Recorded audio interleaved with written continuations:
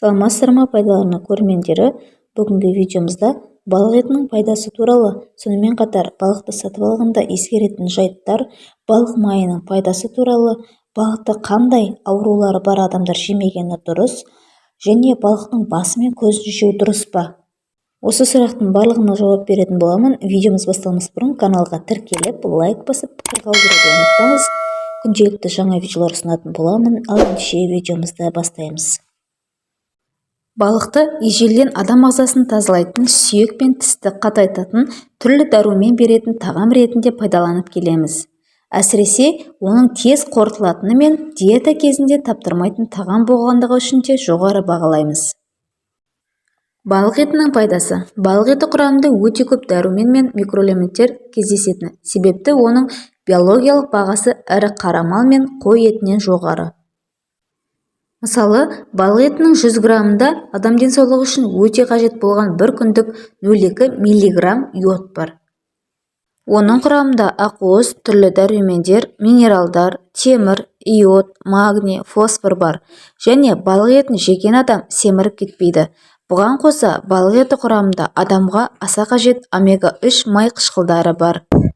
Бұдан өзге, балық жүрек ауруларының алдын алады, көру қабілетіңізді арттырады, ұйқыны реттейді, артриттің, яғни буын ауруларын алдын алады, ағзаның қалыпты жұмыс істеуіне себепкер, холестеринді реттейді, зат алмасуын жылдамдатады, қан қысымын түсіреді, бауыр және жүйке жүйесін жақсартады. Балықтан жасалған тағам түрлерін балаларыңызға аптасына 2 рет дайындап берсеңіз, олардың шаш түсуі, мешел ауруы, тырысқақ, тіс ауруларынан қорғайсыз. Әдетте, біз балықты қуырып жегенді жақсы көреміз.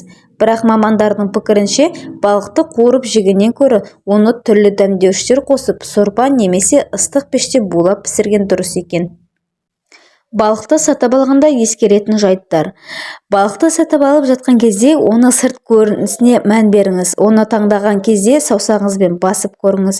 Егер саусағыңыз тиген жер тез арада өз қалпына қайтып келсе, онда бұл балық жаңа ауланған, және иісіне де мән беріңіз. Өткір иісті, еті сары немесе жасыл болса, ондай балыққа жоламаңыз. Жалпы, балықты тоңазытқышта 3 күн, мұздатқышта бірнеше ай сақтауға болады. Ал енді балық майының пайдасына тоқталсақ. Балық майындағы Д витамині ағзадағы кальций мен фосфордың дамуын белсендіреді. Д дәрумені болмаса, кальцийге бай өнімдерде пайдасыз, әсіресе қыста. Себебі Д дәрумені күн сәулесінің әсерімен синтезделеді. Сонымен қатар, Д витамині жүйке жүйесін тұрақтандырады. Балық майындағы ренитол іріңдеген жараны тез жазады. Шаш пен тырнағыңыздың өз қалпына тез қайтқанын қаласаңыз, күніне 1 рет жатар алдында балық майын тырнағыңыз бен шашыңызға жағыңыз. Балық майы сонымен бірге адамды семіртпейді және теріні жасартады. Жақында ғалымдар балық майының артық салмақтан арылтатынын анықтады.